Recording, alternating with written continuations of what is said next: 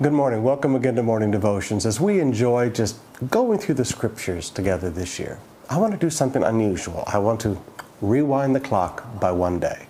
He said, Pastor, there's so much great stuff today. I know, and I'll send you lots of tweets and Facebook messages about our thoughts today. But I haven't been able to get one sentence out of my heart from the reading in that last chapter of Joshua yesterday, where Joshua looked at the people of Israel after he recounts all that God has done for them, the deliverance of Egypt, how he fed them in the desert, how he gave them water in the desert, how their clothes didn't wear out in the desert, all the enemies that God had defeated before them, how God had given them the promised land.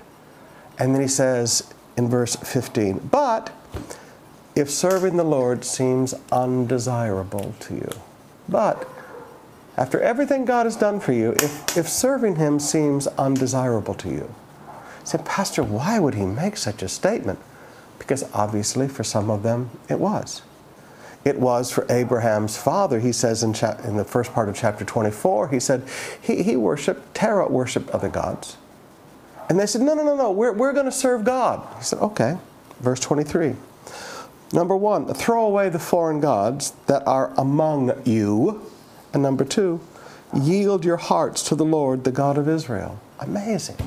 After everything they'd seen, some of the people among them still wanted foreign gods and still would not yield their hearts to God. I understand Joshua in just a small way. One of the most difficult things as a pastor is to see people make decisions to harden their heart to God, to see people make a decision to choose sin over God, to see people choose alcohol over Jesus, to see people choose adultery over Jesus, to see people choose premarital sex over Jesus, to see people choose an unsaved boyfriend or girlfriend over Jesus.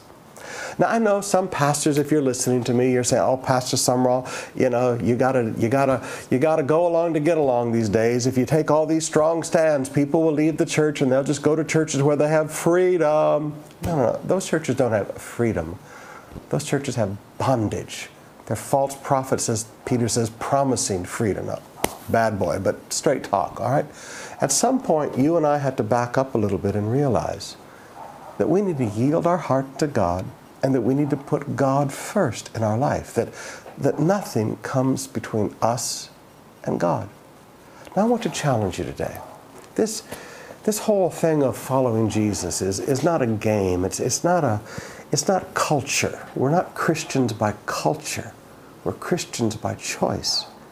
If it's not desirous of you to serve the Lord, then forgive me, don't play the game, okay? I mean, Jesus said I would be hot or cold, but if you're lukewarm, I'll spew you out of my mouth.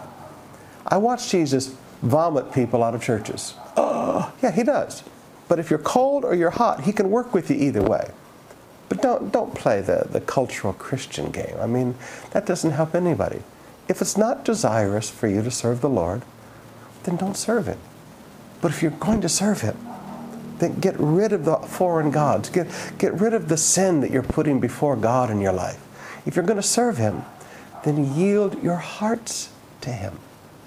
And let's be real about the whole thing. Again, the question.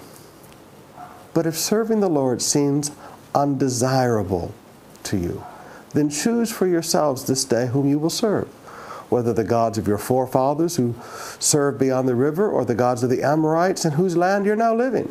He said, hey, look at where their sin got them. He said, now look around and see the consequences of their decisions. Now, if you're not desirous of serving God, are these decisions so much better?